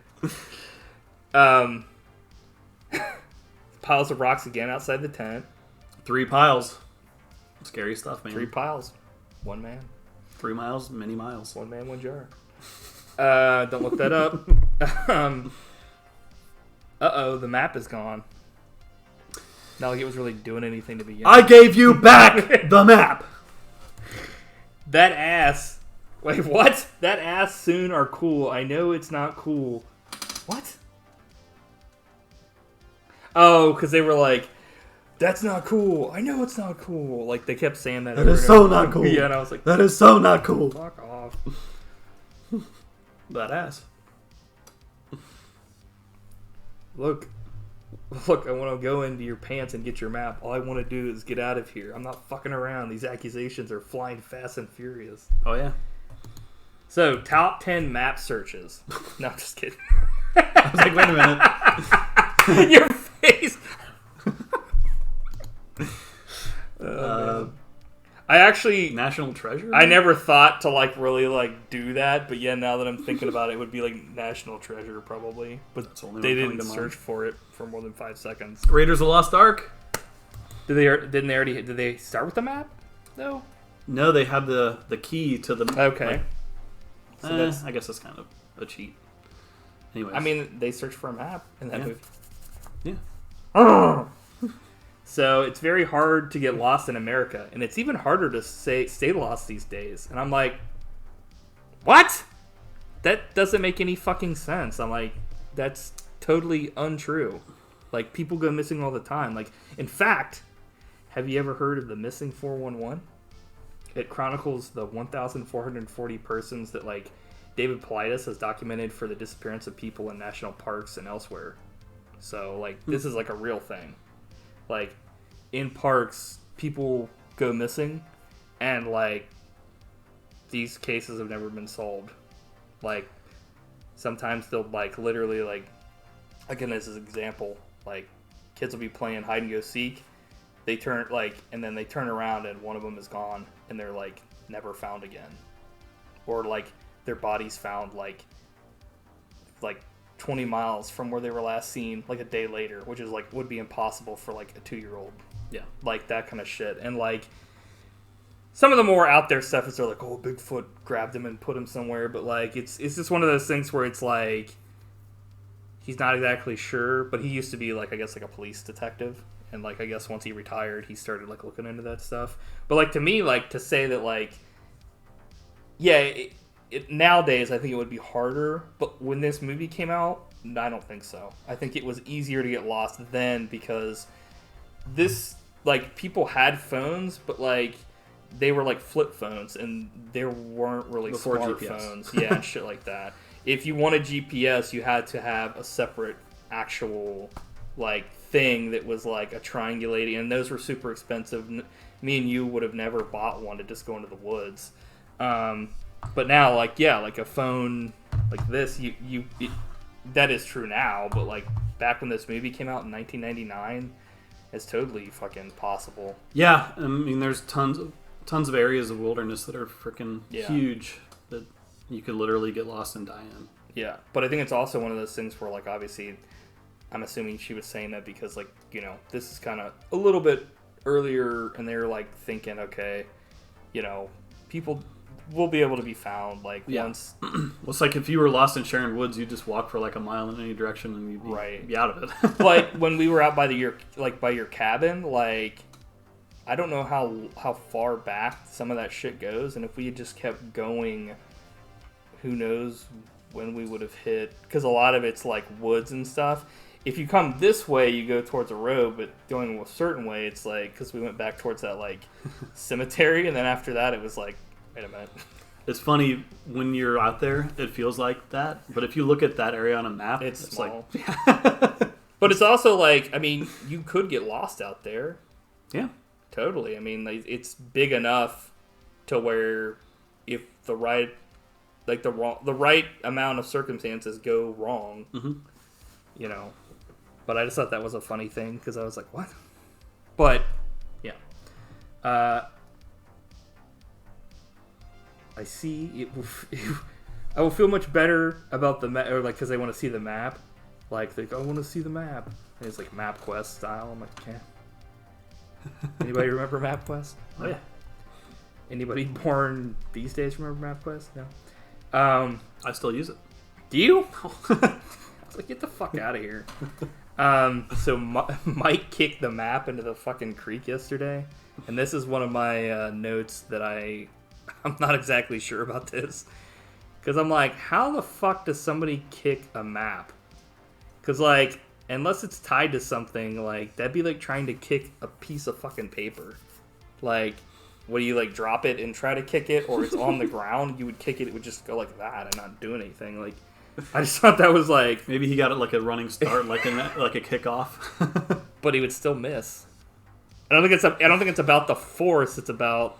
I've always thought it was weird that he said I kicked it in the creek instead of I threw it in the creek. Right. Why the dramatic... Or just dropped it. Fuck you. He's like... He's like, fuck that guy. He, like, grabs the map and he's like... He could have kicked that map from 60 yards. Or further. I'm like, what? I'm like, yeah, he could have, but if he did, he probably wouldn't have been accurate. It would have been like, pound. Screaming. Unless she left it, like, right on the edge, like 1 inch. Yeah, and it was already up a little bit. It was like... He's just like... He's like, his toe is like, ping. It pokes out of his boot. He's like, ping. Screaming and yelling at the map. It's out of control. I was like, fucking shut up. It felt like a real argument to me because, like, they freak out and start yelling and screaming, and then it kind of dies down. And they, like, at and then one it, like, point, roars up again. And then, like, once they're out of energy, they, like, start apologizing and shit. It's like... But, like... It's funny because, like, there's, you know... People kind of, like, go all over the place in this, like, to a degree. Like, Mike, at the end, is kind of, like, the sanest person here. And maybe he was all along. I mean, I don't think he was, like, crazy, but, like, the whole map thing was kind of like, what the fuck? Why would you even do that? You know what I mean? Yeah. Having said that, like, without any bearing of where you really are, like, how the fuck would you know? Like, a map would be useless. You know, like, but, this line, I was like, you betrayed us all. Beyond. Way beyond. I was like, what does that even mean? It's like, sounds so stupid. Super Map Fighter Turbo. They were going apeshit over that map. Oh, yeah. Oh, yeah. Oh, yeah. So all kinds of stick structures hanging. They've encountered more. And beyond this. I was like... It always makes me think of, in one of the early seasons of Jackass, like, I think when Ryan Dunn jumped in the, like, water treatment, like, raw sewage thing. And then, like, before he jumps in, they're like, what's that tattoo on your leg? And he's like, it's Blair Witch. Like, he had a little Blair Witch. Yeah. It's like, who does that? Yeah. You should have got a Blair Witch tattoo. Why did Ryan jump in the human feces? Because he's brave. Because he's, yeah, it's like, it's gross. Can we get out of here? I got everything on video. I didn't even see the... Yeah, he was like, can we get out of here? I got everything on video. I didn't even see these fucking... this one right here, man. I was like... It's like the huge, like, 10-foot tall one. It's like fucking Kurt Russell. Like, where are my keys? There they are! Okay. Mike threw away the map, and now he's screaming, help! Help us! Help! I'm like, dude, shut the fuck up. Like, someone's got to yell for help. You did it, motherfucker. You did this. There's definitely... So do you think Heather really knew how to read the map, or do you think she was BSing the whole time? Because it's hard to tell. I mean, if she knew how to read the map, like, they would have been out, like... Yeah, and on top of that, they're like, why... They're like, well, we started from off the map. And it's like, what? Yeah, what? That doesn't track. I thought, like, she thought she could get away with just BSing her way through it. She thought wrong. Which is even, like, more fucked up because it's like, did she just hope that, I guess, like, she would have the map and then be able to just, like, randomly get back to a road? Like, yeah. To me, that's... It's like, first you told us it was 4 hours, then you told us it was 1 hour. It's like asking for trouble. Yeah. Which they found. There's definitely laughing outside the tent, and the gasping by Heather is real. Dude, she's like, like turns into a fish. I would gasp. Oh, don't gape. And I would clasp. You would clasp. You're like a chip clip. You're like, I'm like, you're like one of those shoelace buddies back in the day. You're like, it's like a little kid's laughing, and now they're like fucking slapping the tent. That was pretty fucking out of control. Yeah. And they do the right thing because they're like, yeah, just like run for their lives.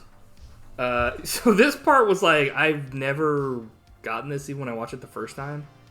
But like they run by something and she's like, what the fuck is that? But like they don't show anything. So yeah, I think like, they filmed something that was like there. Yeah, and then they decided not to show it, which was for the best. Oh, totally. Like if they had shown one bit of the Blair Witch, this movie would lose so much power. She's like, he's like, what the fuck is that? It's like, okay. It's like, toasty. It's a witch bitch. Yeah. Which again, in the new Blair Witch, of course, they show the thing at the end. What does she look like? It's like a huge creature with like super long arms. Limbs. Yeah. Because I guess they hung her and like stretched out all her limbs or something. So it's like kind of like, which is creepy, but I mean, right. That's kind of weird. Yeah. Why would you hang somebody and their limbs would stretch out? I don't know. Like they put weights on her limbs. Oh, okay. I was thinking like all these people that like got hung in the cowboy days. They're like hang them high, and their legs are like Play-Doh. It's like what? The Play-Doh fucking hanging station. They're like old El Paso. Fucking get a rope. It's like Jesus. New York City. Stretch his limbs out. Get a rope.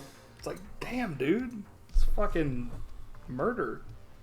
But like it still haunts me to this day because they don't show anything. So Still, I still wondering what it is. Yeah, I don't know. I guess I was like, I try not to shit on this, like shit on certain parts of this. But yeah, like I think like, like I liked it. Like what? Oh, what? He said, "Oh." I was about to say that. He said, "Oh." What do you think it was ultimately? Like in the woods? Yeah. I don't know. I mean, I think that's probably what's so good about it. Yeah. It's like you could say this is bullshit because you don't see anything, but at the end of the day, when you look at it overall, that's what gives it its power. Yeah, like there's two things about this film that like make it work, and it's like that people thought it was real and you don't see a thing, but like it's presumed something happened. Because without that, it's just people yelling in the woods for an hour or something, and it's shit. It's just a bad documentary. All lights off. So they turn all the lights off. All lights off. And then, they kept saying that. I was like... And then, like, the next day, there's, like, slime? Yeah. Which slime? Yeah. Which I was like... I forgot about that. I was like... What? They're like, it's not slime. And then he, like, puts his hand in it. It is fucking slime. Yeah, and I was like... Why is this green jelly shit all over my shit? Yeah, I was like... That's only on Josh's stuff. Yeah. Because he's marked for death. He's marked with slime. He's like, he's Lobby Ray. Turns into fucking Bill Murray. They come across the same log from earlier. They're lost as hell. And they don't know where to go. She's like, it's not the same log. It's totally different. And then, like, she starts, like, totally crying. Because breaking it is that she same. knows. She's like... He said, "Oh," and I was like, "Fuck." Yeah, she's breaking down and starting to cry, and it's like, good stuff. And then like, I think it's Josh is like, "Let's make movies, Heather." Oh yeah, that's chilling, dude. We're here to do. She says like, she's like actually like, "Fuck you." She's like mouths it. She's like, fuck you. She's like, you think you're so cool, Sarah. You got everything together. You're scared as everybody else. Fuck you. We're just making movies, Heather. You're just making movies. Sarah, I'm going to go out here looking for a fucking Bell Witch. Hello. Hello.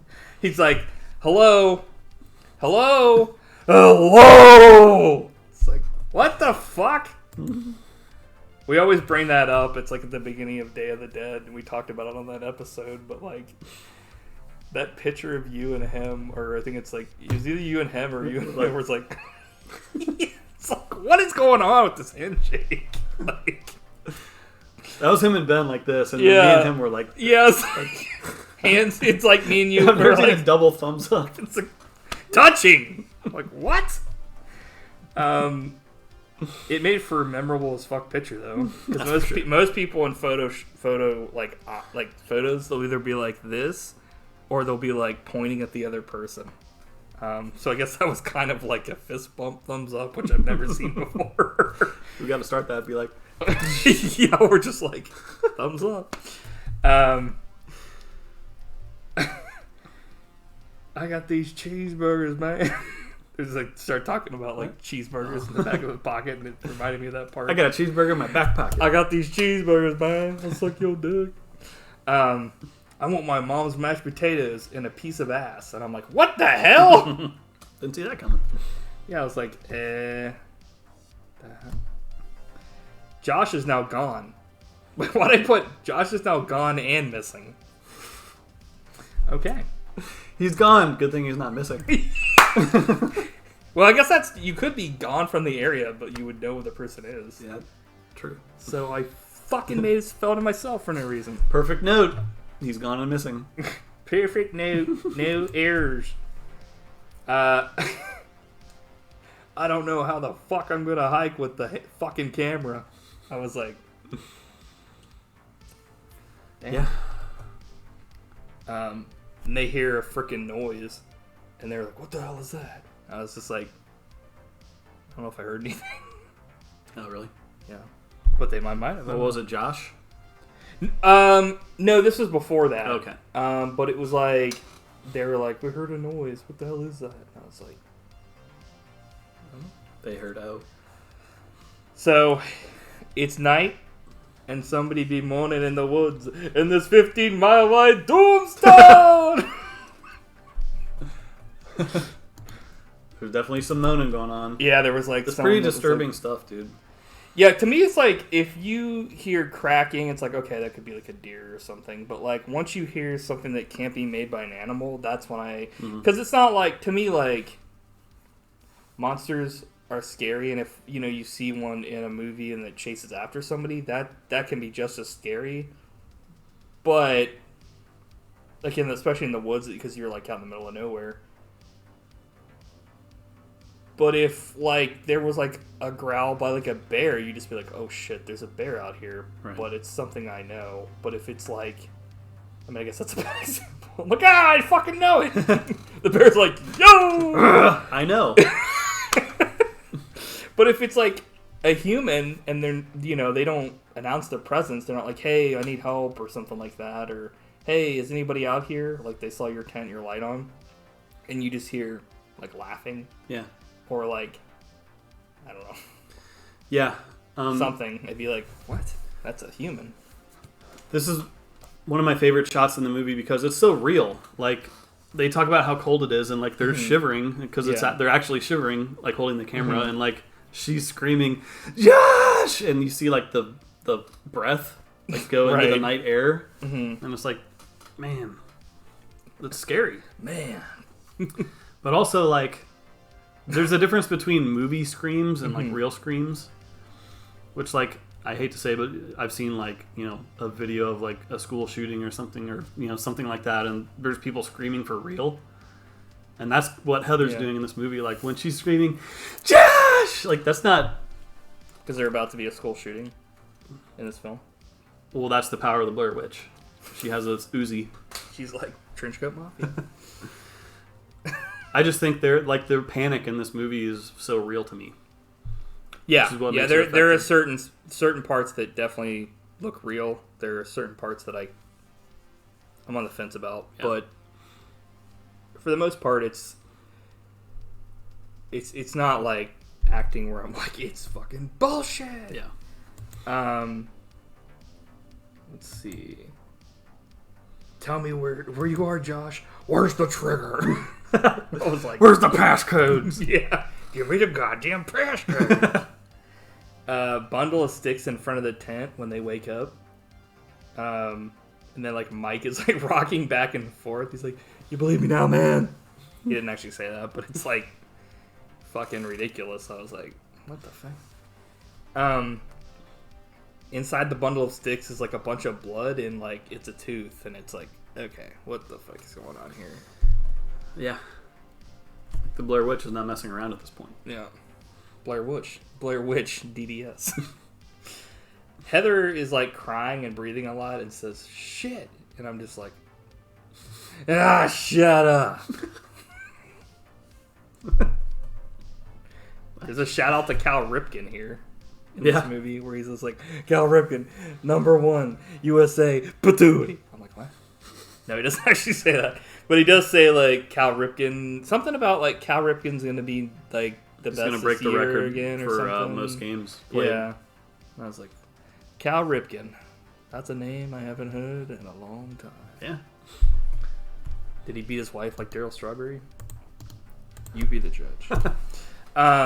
So at 1 hour and 10 minutes, the famous and infamous scene that's been copied and in the same league with many other things like the Matrix slow-mo and stuff happens. But I think there's like a Mandela effect with this because in this, like, I'm pretty sure, like, okay, so it says, I'm scared. Or I'm so scared, which, like, is never said in this film.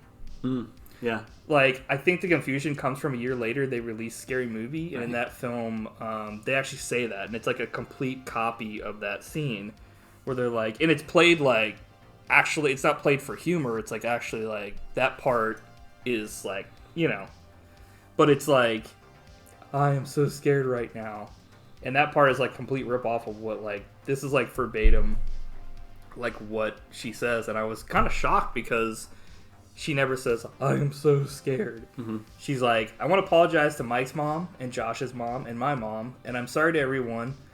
Obviously, she doesn't say this. She's like, no problem. I was very naive, and I'm so sorry for everything that has happened, because in spite of what Mike says right now, it is my fault. Because it was my project that I insisted on everything. I insisted that we weren't lost. I insisted that we keep going. I insisted that we walk south. Everything had to be my way. And this is where we've ended up. And it's all because of me. That we are here now, hungry and cold and hunted. I love you, Mom and Dad. I am so sorry. What is that?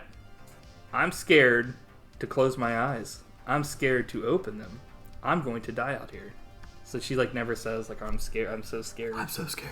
Yeah. Yeah. So it's funny because I completely remembered that being in this movie, and it doesn't happen. And I'm like, I mean, maybe I'm the only one, but I'm sure it's one of those. I could have sworn I was like, man, you're thinking of a scary movie when right? Because it's the funny, rivers of snot like come out of their nose and stuff. But it's like they attribute. I think it's attributed to this film, at least for me, because it's parodied on a bunch of other occasions. Like, oh, I'm so scared, but like.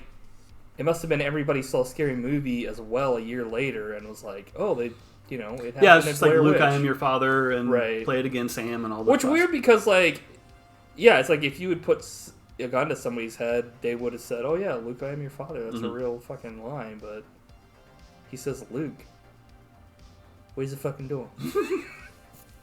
Luke, what's up? He's like, Luke, I'm going to go back to the hotel. I got to take a wicked shit. Holly Walnut style. Yeah.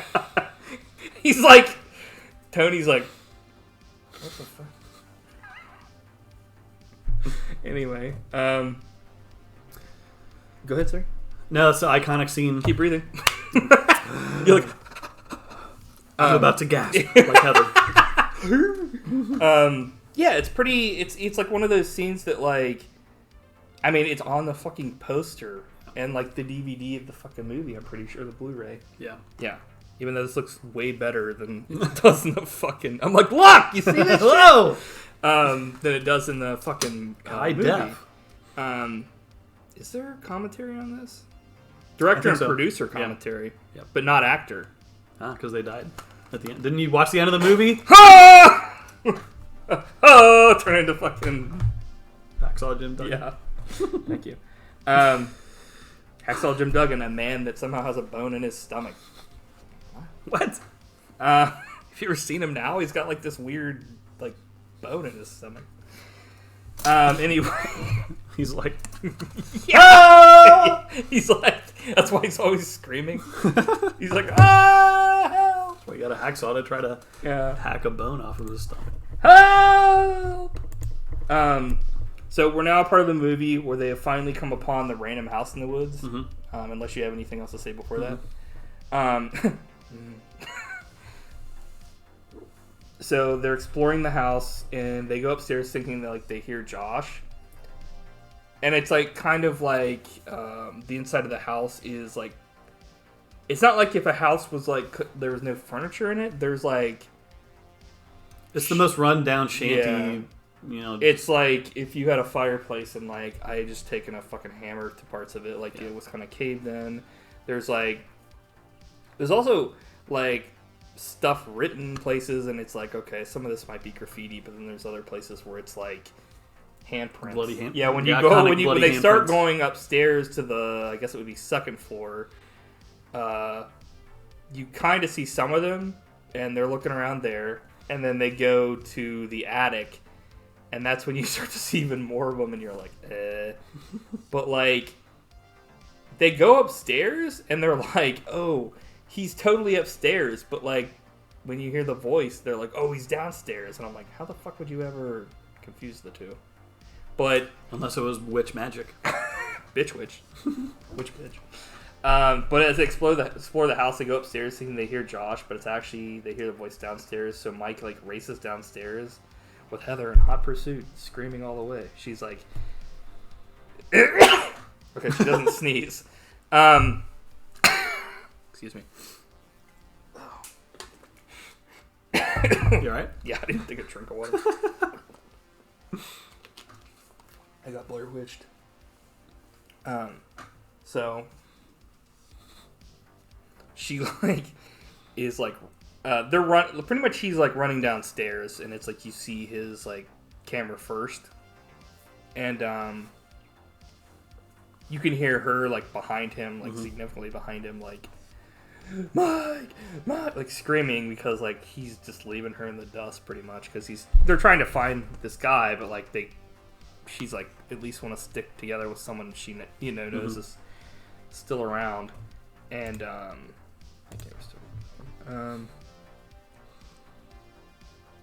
and then like pretty much like you see his point of view, and it's like just the camera gets knocked over, and you don't see anything, and then it like cuts to like her footage, and like her footage is like a lot more like character driven, because like his is like more so just trying to get down there as quickly as possible, and not really saying anything, just looking for Josh. And then hers is more character driven. She gets down there and it's like doing the first person shooter, like looking around, and it does say infamous last frame, but that's not the last frame of the movie. It's like one of the most iconic, if not the most iconic, frames in this movie, of like she like pans over, and he's like facing a corner. It's like it's I don't want to say it's stupid because it kind of looks goofy, but at the time it was like, why the fuck is he facing the corner? And it wasn't goofy. It's disturbing to me even to this day. Like what caused him to do that? It's one of those things where like weird. I go back and forth. Like it's definitely scary, and like why would he be in the corner? But it's also like bad kids get put in a corner, so it's like, okay, this is kind of goofy, but not to the point of it being like stupid. It was just like, you think about it and like, why the fuck would someone ever do that? Yeah. So he's facing the corner, and then something happens where like the camera is dropped, and you that's the thing, is like you don't hear a noise by either one of them once that happens. So it's like they're just literally like spirited away. Yeah. And it drops, and the footage rolls, and it goes to like a black screen, and the credits roll. So that's how this film ends. And then they autopsy a fucking alien in the credits. And it's like, coming to Fox next week, the alien autopsy. It's like, Jesus. What do you think about like the end of this? Like, I love it. Yeah, because they explain nothing, and it only like we're still thinking about it to this day. Like what happened? I feel like this movie succeeds where like the last movie kind of fails with that. Oh, totally. I feel like in the last movie they show a lot and don't explain anything. In this movie they don't show anything and they don't really explain anything, but it's in a way that's, I don't know. Mm-hmm. It's done right. Oh yeah, totally. It makes you feel like it's more, since it's more like that documentary style. It's like, what the fuck? Like, you pulling up an Ebert review. Mm-hmm.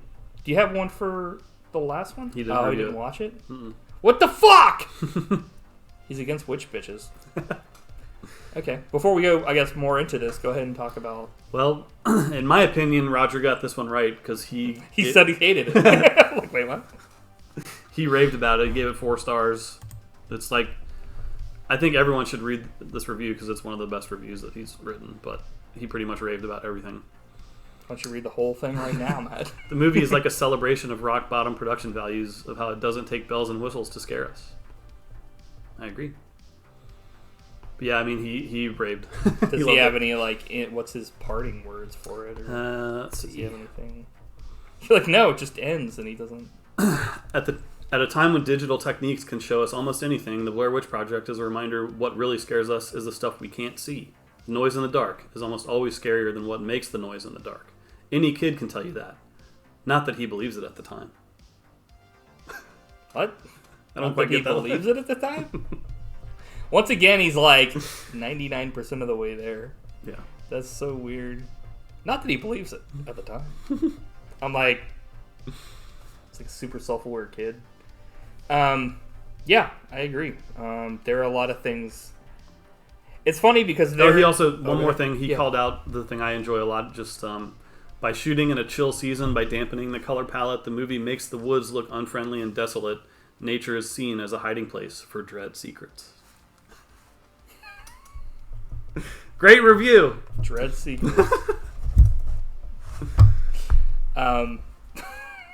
These secrets are dreadful. Yeah, I mean, what's up behind you? Gotcha. Did you get spooked? I don't know.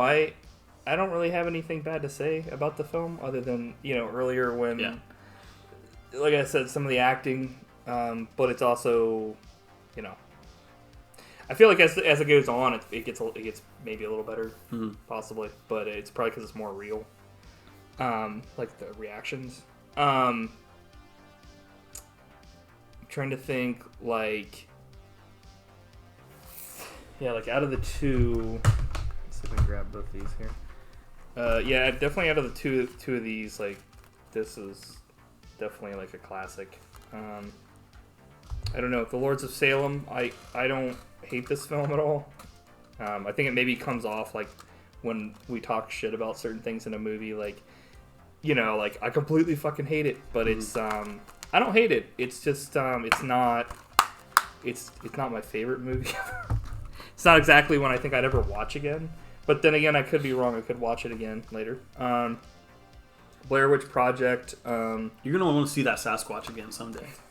He's like, let's watch Willow Creek. Oh yeah. But the Blair Witch Project. Definitely check it out if you haven't seen this. It does kind of. I feel like it benefits from like having grown up at the time and thinking, and like everybody thinking it was real. But it's still like a solid film. And one other thing is like those characters are total 90s kids, just like us. Like it makes me nostalgic for the 90s, just like their clothing and the way they talk and stuff. Oh yeah, it's like that's why I said it was like Clerks, because it feels so much like even like I think on IMDb they were even saying let's see here, Blair Witch. I think those are actually like the names of the fucking people. Oh, they're the real names. Yeah, it's the like actors. Yeah. So the actual, it's funny though, because like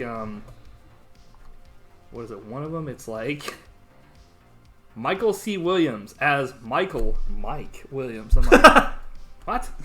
And then Josh Leonard. It's like, okay. He's the only one of the three that I've seen in other movies. Yeah. He's a good actor. Yeah, he's been in other stuff. I think she's been in other stuff. Yeah, I too, may have seen her, but it's like, but this is such an iconic role for her. Yeah, there's it'd be hard to. Regardless, it's kind of like with Lawrence Fishburne. He's like an iconic actor, but he'll never be known for anything other than Morpheus. Like, and that's just how it is with certain things. Like, I mean, same thing with like Michael Richards and like, the people from Seinfeld. They'll really only ever be known as that. That's like their big thing. Well, Michael Richards will be known for other things. But what are you talking about? Just kidding. Let's not go there. Let's not get this podcast demonetized and fucking stricken. Yeah, it's actually funny because like at the time this page doesn't exist, like the IMDb page that I'm looking at, because it's like the cast here, their names are the same, but everybody else are actors. Like Patricia Quinn, Mary Brown, like that kind of stuff. Like these people were like, obviously fake, but they're fucking fake. But yeah, it was pretty well done back in the day, because it was one of those things that like we were saying, like you couldn't go on IMDb and search Blair Witch Project because it just wasn't there. Mm-hmm. And they did a great job of like, that was back when they actually had control over that, where like now anybody can make a Blair Witch Project page and just upload all the information. Like, it's also like, harder to keep a secret. Like, you couldn't do like a Blair Witch Project movie today and have it be like, this is real. Like, because somebody would leak something from the set and have a video, or, you know, like you would upload it to Twitter or Instagram in like 5 seconds. Like, different time. And I think that's why this film is worth seeing. Totally. So give that a shot. I would say, what the fuck? Yeah, so this one came with another film called Nothing Left to Fear. Have you ever watched this? I've never heard of it. Slash present. Is this Slash the fucking artist? Really? Oh my god. Yeah. Audio commentary with producer slash composer Slash. So you get 2 music fucking movies. Alright, you better bring a review of that next week. To a creature feature week or whatever. So yeah, speaking of which, that's a good segue. Next week we have Creature Week. Yes, good job. I probably should have worn this next week, but actually I have a creature for the Black Lagoon t-shirt for next week. I also have something else on my sleeve for next week. Sounds like it's burning. Is that the candle, maybe? Well, candles do burn, I guess. So, the creature walks among us. Is that the 3rd or 4th? That's the 3rd, I believe. The 3rd and final. And then Ernest Scared Stupid.